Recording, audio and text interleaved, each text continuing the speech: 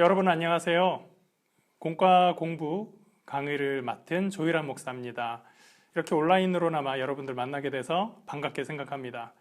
우리가 같은 자리에 모여서 공부하면 참 더 좋겠지만 지금 여건이 그렇게 되지는 않는데, 그런 상황에서도 우리가 이러한 방식을 사용해서라도 같이 성경 말씀을 공부할 수 있는 기회를 가지는 것이 참 의미 있다라고 생각을 합니다. 오늘부터 우리가 가스펠 프로젝트라는 교재를 가지고 성경 공부를 시작을 할 겁니다. 가스펠 프로젝트가 뭔가, 왜 이걸 하는가, 거기에 대해서 잠깐 얘기를 해보자면, 우리 담임 목사님께서 늘 우리 성도들, 순복음의 가장 연약한 점이라고 할 수 있죠. 성경을 잘 모른다라는 것이 이제 항상 있기 때문에 담임 목사님께서 우리 교인들 늘 성경 공부를 좀 많이 했으면 좋겠다, 성경에 대해서 더 많이 알았으면 좋겠다라는 말씀을 많이 하셨고, 그래서 우리 성경 공과 공부를 이제 교재를 좀 찾고 싶은데, 기존에 하던 것 말고 다른 것 중에서 좋은 자료가 무엇이 있을까를 이제 좀 찾아보자라고 하셨어요. 그래서 여러 가지 비교를 해본 결과 성경 자체에 대해서만 가지고 교재를 만든 몇 개의 교재 중에서, 그 중에 지금 가스펠 프로젝트라고 하는 이 교재를 선택을 했습니다. 이 교재가 구약 6권, 신약 6권, 총 12권의 교재로 구성이 되어 있어요. 그리고 각 권은 1부, 2부 이렇게 나눠져 있어서, 총 원래는 이제 매주마다 한 과씩 공부를 하게 되면 3년 동안 진행이 되는 그런 교재입니다. 근데 우리가 뭐 절기도 있고 뭐 명절도 있고 이렇게 몇 가지 이렇게 좀 하다 보면 1년에 4권을 하기는 어려울 것 같고요. 어쨌든 이제 4년 혹은 이제 그 전후로 해서 마칠 수 있도록 교재를 한번 진행을 해보려고 합니다. 그래서 구약 한 번, 신약 한 번, 구약 한 번, 신약 한 번 이렇게 교차하면서 성경 공부를 할 생각이고요. 그래서 오늘부터 공부하게 될 책은 가스펠 프로젝트 제1권 위대한 시작입니다. 위대한 시작인데요. 이 표지부터 보면 그림이 여러분들 많이 보시는, 뭔가 알고 있는 그런 그림이 나오고 있죠. 이 그림 많이 익숙하시죠? 원래는 이 그림은 이렇게 되어 있는 그림이에요. 그러니까 두 손이 닿을랑말랑 하는 그런 그림으로, 이 그림을 그린 분이 뭔가 의도를 가지고 이렇게 닿을랑말랑 하는 그런 그림을 그렸을 텐데, 뭐 이 편집의 어떤 의미 때문에 이렇게 두 손을 거리를 좀 둔 것 같아요. 원래는 이 그림이죠. 원래 이렇게 되어 있는 그림입니다. 작가는 미켈란젤로고요. 이 그림이 어디에 있는지 여러분들 다 아시나요? 원래 전체의 큰 그림 중에 일부에 있는 그림이거든요. 그것도 아시는 분들도 있고 모르는 분들도 있을 텐데, 이렇게 성 베드로 성당, 교황청이 있는 성 베드로 성당의 시스틴 채플이라고 하는 곳에 있는 천정화입니다. 그래서 이렇게 위쪽에 그림이 쫙 그려져 있어요.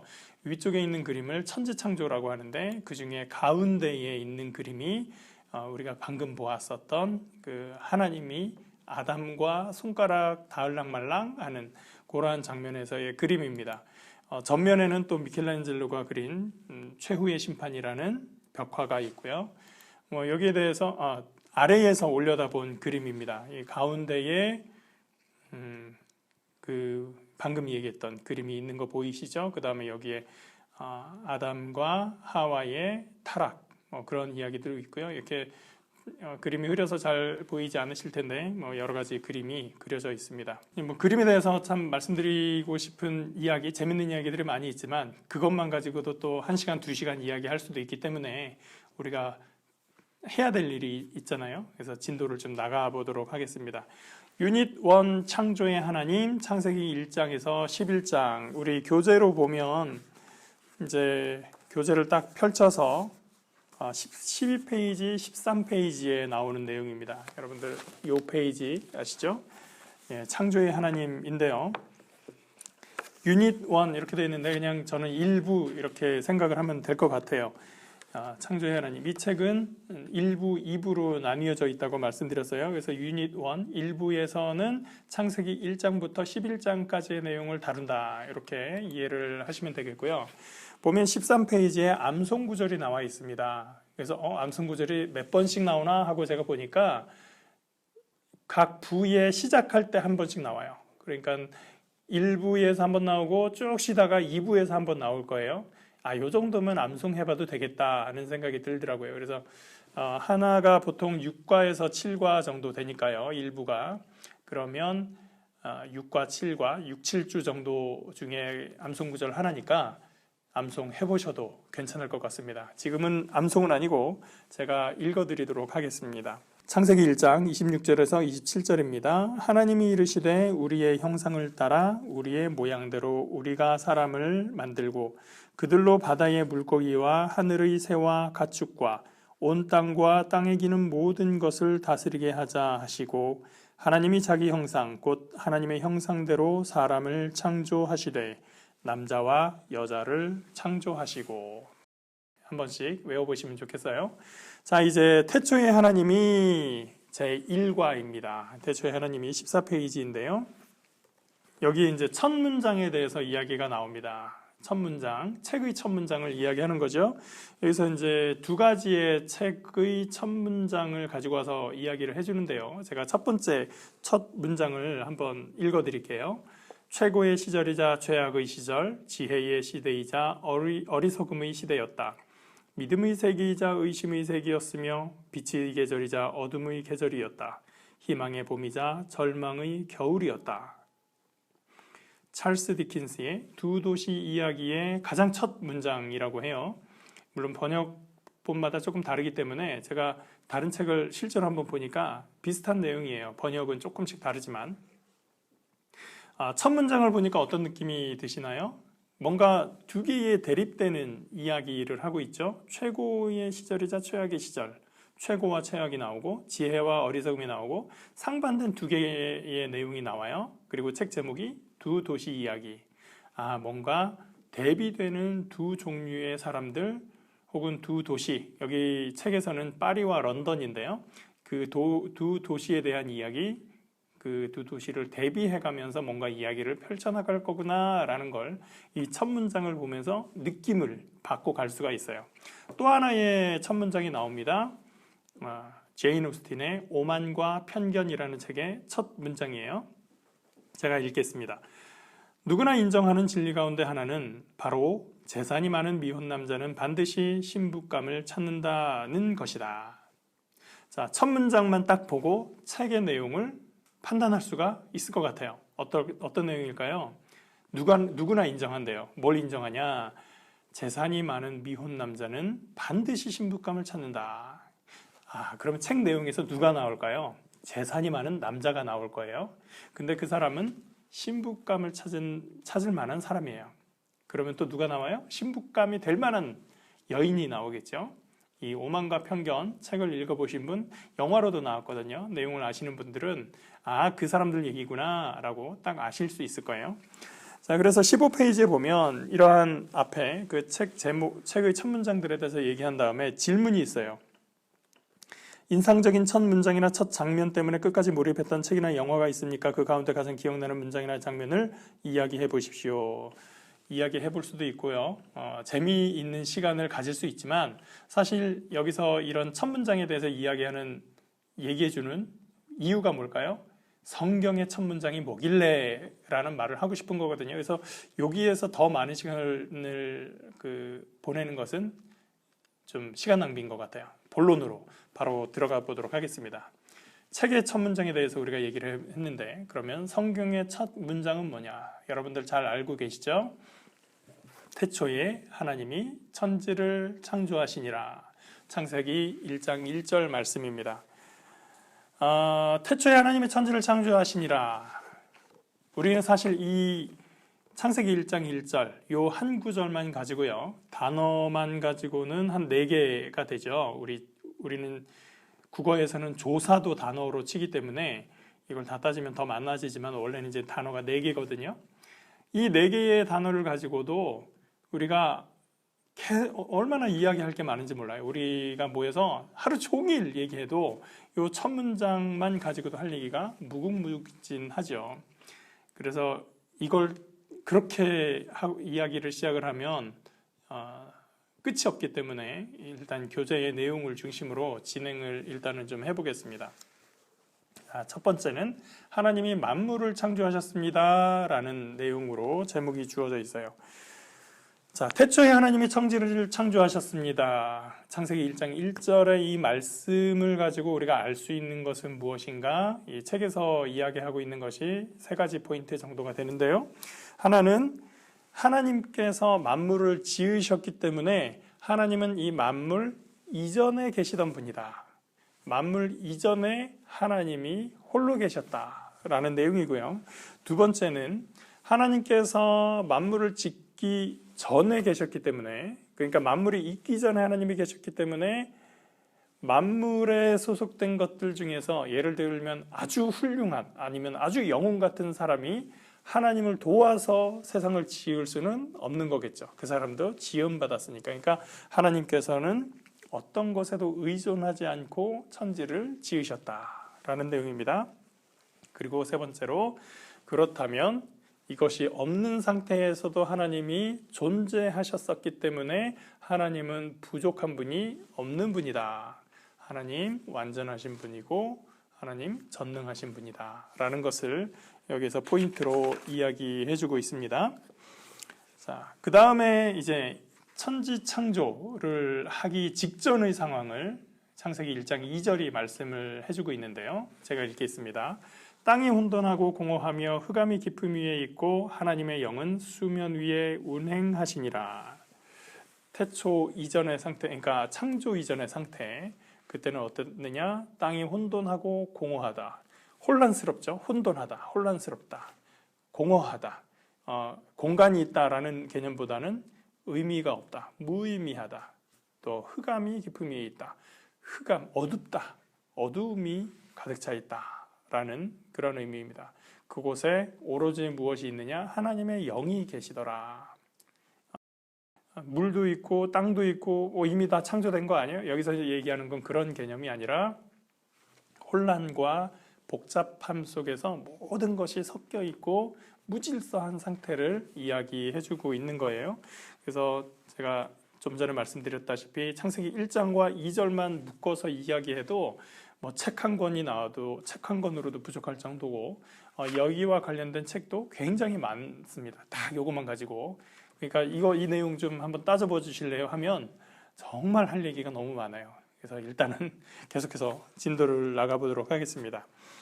자, 창세기 1장 1절, 2절 부터 해서 창조의 이야기가 나오고 있죠. 그래서 교재에서 묻는 내용은 왜 이스라엘 백성은 하나님이 만물을 창조하신 것을 알아야 했습니까? 왜 이렇게 묻냐면 이 성경이라는 것, 그리고 이제 구약이라는 것이 이스라엘 백성들에게 가장 먼저 전달된 것이 창세기 1장부터잖아요. 그러니까 창세기부터죠. 원래는 이제 모세 오경이라고 할 수 있는 그 문서가 하나의 책으로서 전달이 되는 건데, 거기에 가장 첫 이야기가 창조의 이야기부터 시작이 된다는 거예요. 왜 이스라엘 백성들에게 그 내용을 전달할 때 창조 이야기부터 시작을 했을까? 왜 이걸 먼저 그들이 알아야 했을까라는 질문입니다. 그것은 이스라엘 백성들이 그 주변의 다른 민족들, 다른 백성들 사이에서 살아가는 가운데서 자기들의 정체성을 알아가는 데 있어서 가장 중요했던 것이 신앙이고, 그 신앙의 대상, 하나님이 어떤 분인가, 그 하나님에 대해서 가장 먼저 알아야 될 출발점이 바로 창조하신 하나님이라고 하는 것이기 때문입니다. 하나님께서 세상을 지으셨다. 그러므로 주변의 신앙과 다르게 우리가 가지고 있는 믿음은 무엇인가? 하나님께서 세상 만물을 창조하셨기 때문에 다른 어떤 이방의 신들이나 이런 거에 흔들림 없이 창조하신 하나님에 대해서 믿는 것이 우리 이스라엘 민족의 출발점이다라는 걸 가르쳐주기 위해서 모세오경은 이 창세기의 이야기부터 시작을 하고 있는 겁니다. 두 번째 질문이 나오게 되죠. 왜 우리는 하나님이 만물을 창조하신 것을 알아야 합니까? 그래요. 이스라엘 백성들은 그렇다 치고 지금 우리들 기독교인들은 왜 이 만물을 창조하신 것, 하나님이 창조하신 것 우리는 왜 필요한가요? 그들과 마찬가지로 우리에게도 역시 하나님께서 세상을 창조하셨다라는 것이 믿음의 출발이기 때문이에요. 하나님께서 세상을 창조하신 이래로 하나님께서 세상을 사랑하시고 세상을 아끼시고 그렇기 때문에 자신의 아들을 보내시고 구원하시는 것까지 이루어지기 때문에 하나님께서 창조하지 않으셨으면 사랑한다는 의미도 좀 다르게 시작이 될 거고요. 그 과정에서 하시는 하나님의 헌신, 하나님의 희생 이런 것도 다르게 시작이 될 수가 있겠죠. 그런데 그 다른 어떤 이유가 아니라 하나님께서 창조하셨기 때문에 우리에게 자신의 아들을 내어주셨다라는 것 때문에 우리에게 창조는 중요합니다. 그 다음에 질문이 나오죠. 17페이지에 있는데요. 17페이지 질문을 읽으면 이렇습니다. 하나님이 만물을 창조하셨음을 알고 난 후 하나님에 대한 생각과 감정의 변화가 생겼습니까? 어떤 변화입니까? 라고 묻는데 사실 이 질문에 대해서 제가 답변을 나름대로 해보려고는 했어요. 이렇게 답변을 써봤는데 이 질문에 대한 답변보다 중요한 건 왜 이 질문을 했을까? 이걸 왜 묻는 거지? 였어요.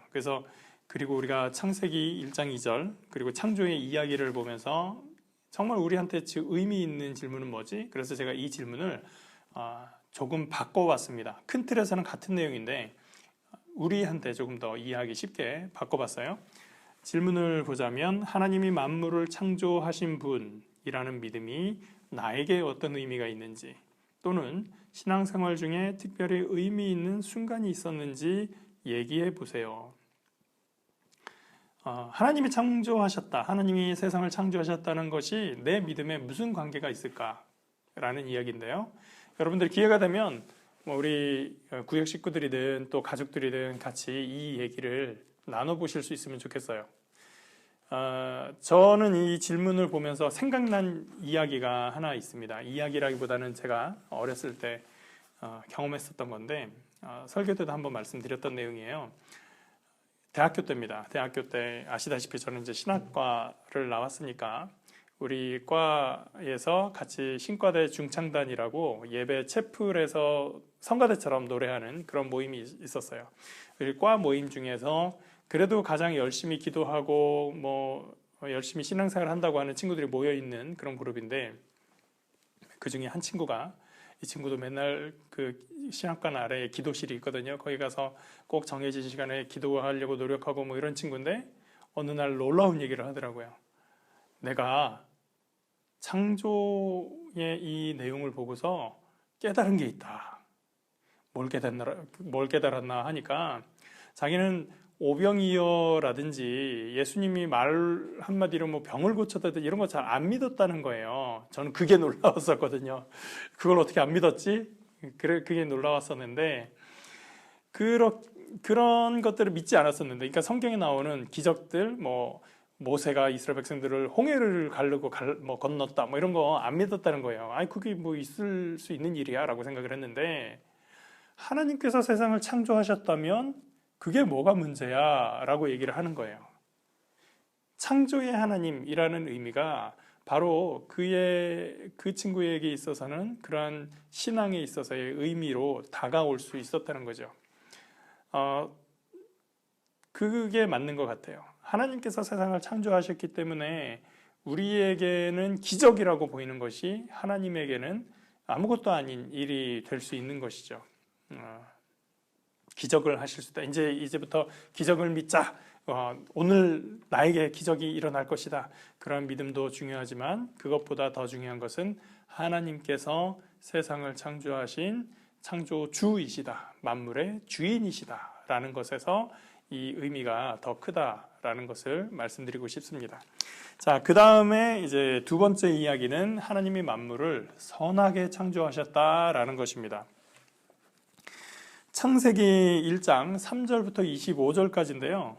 첫째 날 이야기만 한번 읽어보도록 하겠습니다. 하나님이 이르시되 빛이 있으라 하시니 빛이 있었고 빛이 하나님이 보시기에 좋았더라. 하나님이 빛과 어둠을 나누사 하나님이 빛을 낮이라 부르시고 어둠을 밤이라 부르시니라. 저녁이 되고 아침이 되니 이는 첫째 날이니라. 성경에 보면 제가 좀 전에 읽었지만 하나님이 보시기에 좋았다라고 말씀을 하세요. 성경에 보면은, 그러니까 창세기 1장에 보면 7번의 보시기에 좋았더라라는 말씀이 나옵니다. 4절, 10절, 12절, 18절, 21절, 25절, 31절 이렇게 7번의 좋았더라가 나오는데 모든 학자들과 모든 목사님들이 이 7번의 좋았더라는 의도적인 선택이다라고 생각을 합니다. 7이라는 숫자 때문이죠. 우리 행운의 숫자 7 이런 개념만이 아니라 원래 성경에서 그리고 이 당시의 사람들에게 있어서 숫자가 갖는 의미가 있는데 그 7번 완성의 숫자를 맞추기 위해서 보시기에 좋았더라. 그만큼 하나님께서 세상을 보시는 것이 아름답고 좋았다라는 것을 말씀하기 위한 것이죠. 그 다음에 이제 교재에 보면 도덕적으로 선하다, 보기에 아름답다 이런 이야기들이 있는데 이제 창조의 목적과 의도에 대해서 이야기를 해주고 있어요. 저는 이 이야기를 조금 바꿨으면 싶어요. 창조 세계가 알려주는 것 이렇게 제목을 조금 바꿔서 이야기를 해보면 그 다음 내용이 조금 더 보기에 편할 것 같습니다. 시편 19편 1절의 말씀을 이제 여기서 제시를 해주는데요. 하늘이 하나님의 영광을 선포하고 궁창이 그의 손으로 하신 일을 나타내는도다. 우리가 세상을 볼 때, 하늘을 볼 때, 궁창을 볼 때 하나님의 영광과 하나님의 하신 일을 볼 수 있다. 나타내기 때문에 우리가 알 수 있다라는 내용이죠. 그 다음에 또 한 구절이 있습니다. 로마서 1장 20절 말씀인데요. 창세로부터 그의 보이지 아니하는 것들 곧 그의 영원하신 능력과 신성이 그가 만드신 만물에 분명히 보여 알려졌나니 분명히 보여 알려졌다라고 얘기를 해요. 어디에? 창세로부터 하나님께서 지으신 그 모든 것들을 통해서 하나님의 능력과 신성이 만물에 분명히 알려 보여졌다. 창조 세계가 알려주는 것이다. 그래서 거기에 이제 두 가지 질문이 있는데요. 최근에 하나님의 창조의 선하심을 경험한 적이 있습니까? 그 경험은 하나님에 관해서 무엇을 말해줍니까? 이 질문이 의도하는 바는 사실 원래 하고 싶은 이야기가 바로 그 다음에 나오거든요. 그래서 그 내용으로 바로 진도를 나가볼게요. 계시에는 두 종류가 있습니다. 일반 계시, 특별 계시. 갑자기 웬 계시 얘기가 나오느냐? 아까 시편 19편 1절과 또 로마서 1장 20절에 나온 내용에서 뭐라고 얘기를 했죠? 창조의 세계가 보여주는 것, 알려주는 것, 알 수 있는 것 그렇게 얘기를 했죠.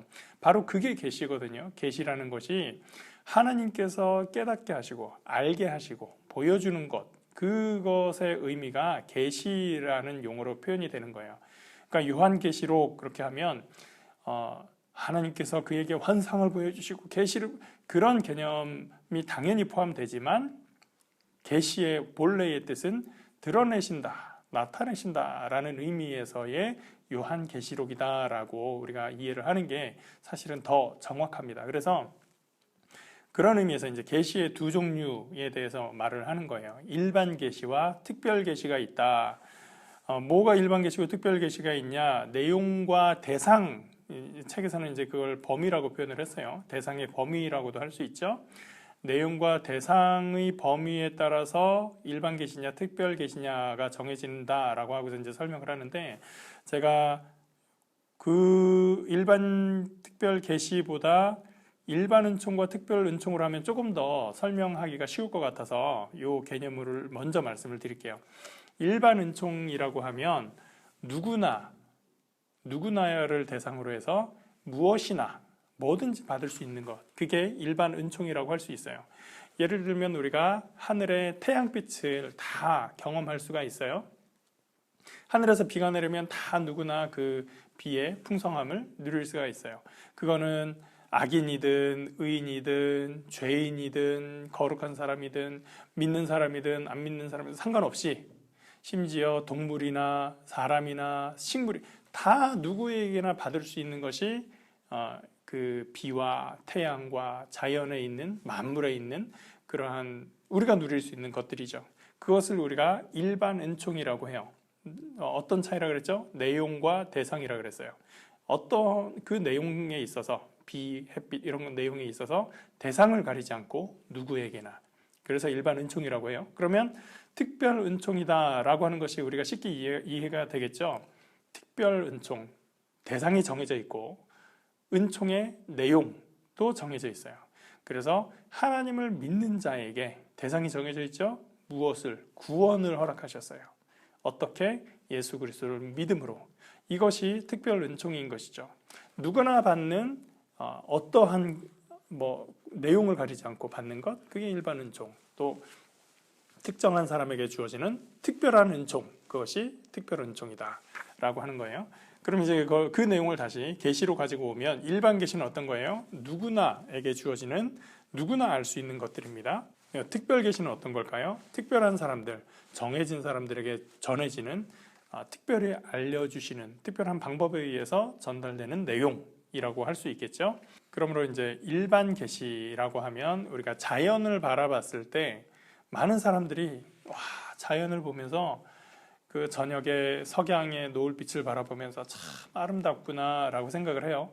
산 위에 올라가서 그 앞에 펼쳐진 그 만물을 바라보면서 이렇게 아름다울 수가 있구나 라고 얘기를 합니다.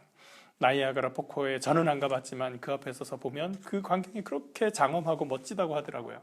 그것을 보고서 참 훌륭하구나, 멋지구나 그러면서 거기에서 어떤 사람들은 창조의 손길을 생각하고 느끼기도 하는 거죠. 그걸 깨닫지 못하는 사람도 있지만 많은 사람들은 제일 먼저 그것들을 보고서 참 아름답구나 라는 생각을 하게 돼요. 그걸 보면서 나이아가라 폭포 너무 어글리해, 못생겼어 라고 이야기하는 사람은 별로 없다는 거예요. 그런 것이 일반 계시인 것이고, 자, 특별 계시라고 하면 하나님께서 하나님의 사람들에게 하나님의 말씀을 전하시고 하나님께서 알려주시고자 하는 것들을 깨닫게 하시는 것, 그것이 특별 계시인 것이죠. 그러면 우리에게 주어진 가장 확실한 특별 계시는 무엇일까요?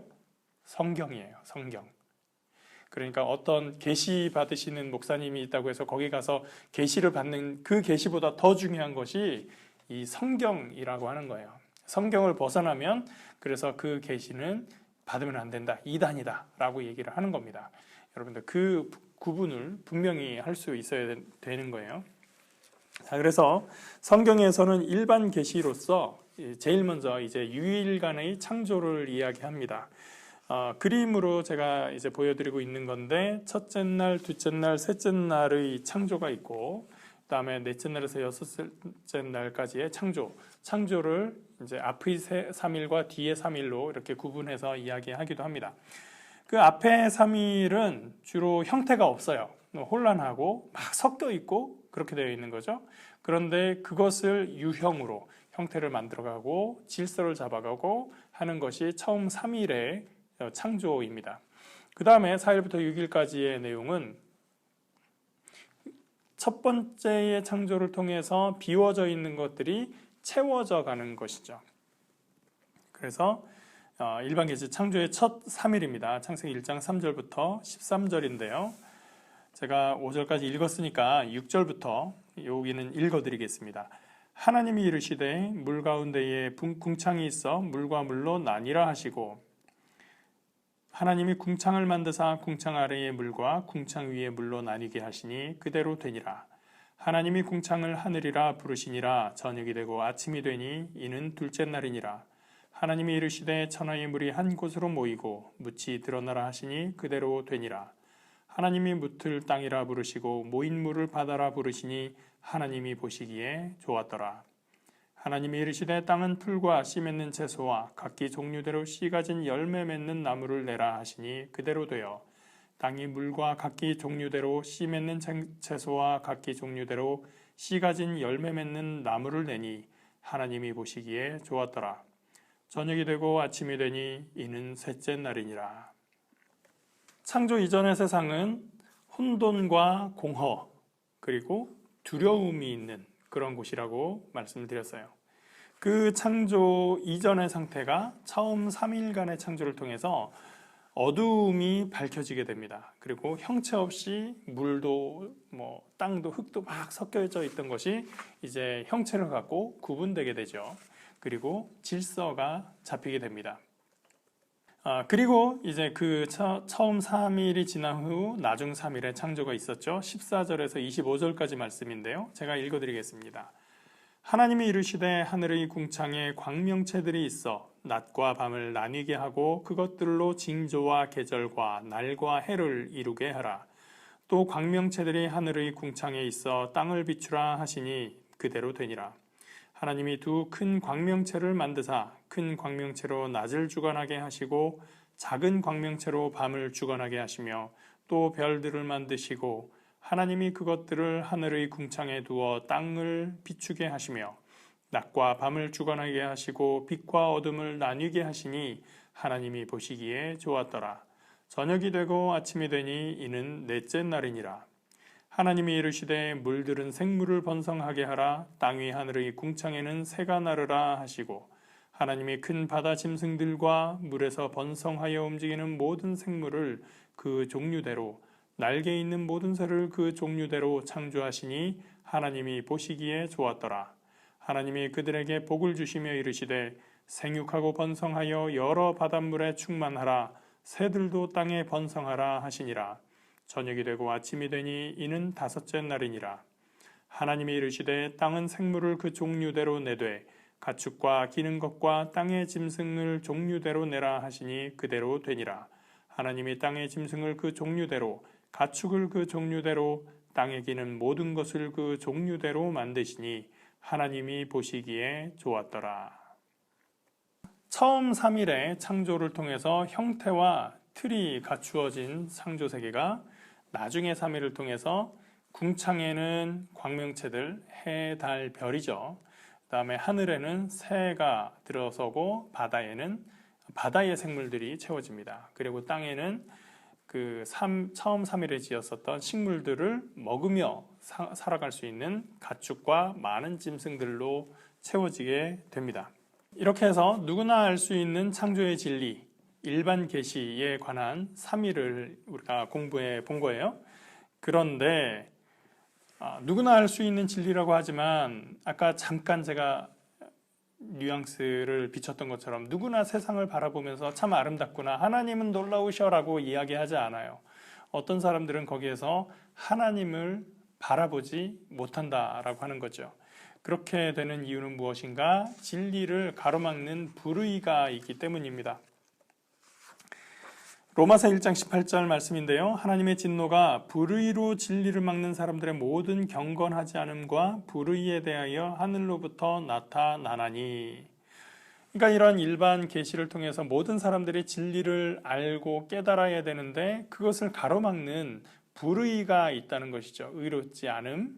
그러한 의롭지 않은 불의 때문에 진리를 알지 못하는 그러한 사람들을 위해서 하나님께서 하신 일이 있으십니다. 하나님께서 아들로 말미암아 세상을 창조하시고 그 아들을 세상에 보내셨다는 거예요. 그러면 아들이 정말 창조하셨다고? 아들이 그 창조에 참여했다고? 그걸 어떻게 알아?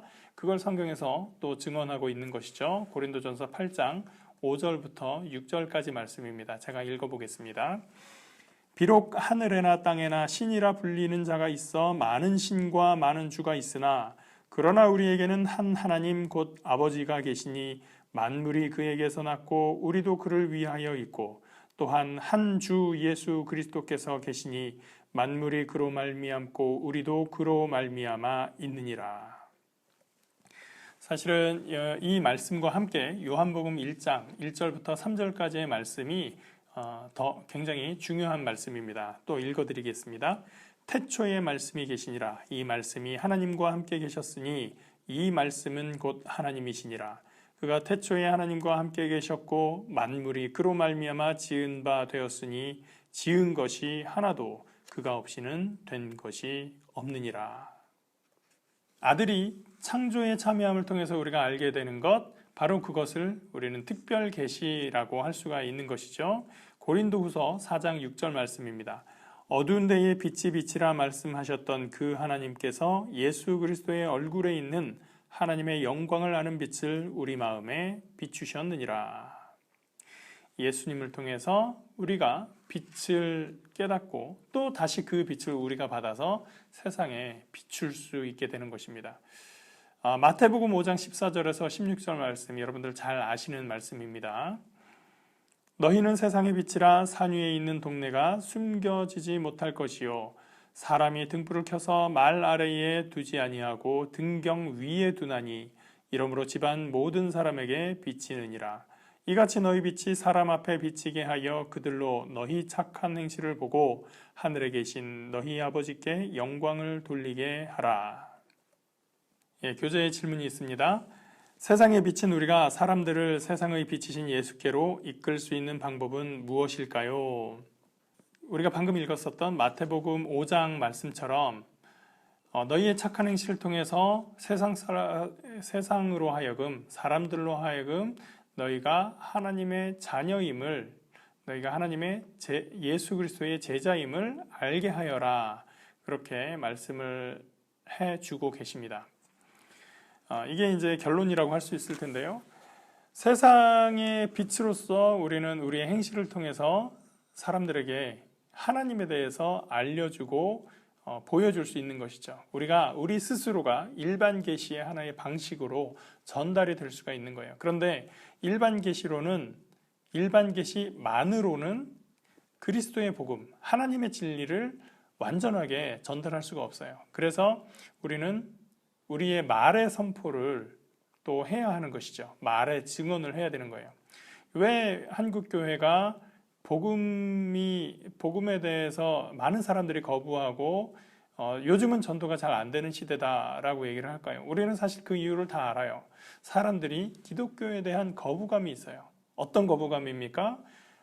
믿는 사람들이 말하는 대로 행동하지 않는다는 거예요. 여태까지는 우리가 말은 했으되 삶으로서 그 말에 대한 모습을 보여주지 못했다라는 것은 우리가 참 오랫동안 반성하고 지금도 조심해야 된다라는 생각을 많이 하고 있습니다. 그 전까지의 우리의 복음 전도는 말이었다면, 예수 믿으세요 지하철에서 얘기하고 길거리에서 이야기하는 것이 말의 전도였다면, 이제 우리는 행동이 있어야 된다는 거죠. 삶의 모습이 있어야 되는 거예요. 그런데 그렇다고 삶의 모습만 있다고 해서 복음이 전도되느냐, 전파되느냐? 그렇지 않으니 우리는 말도 해야 되는 거예요.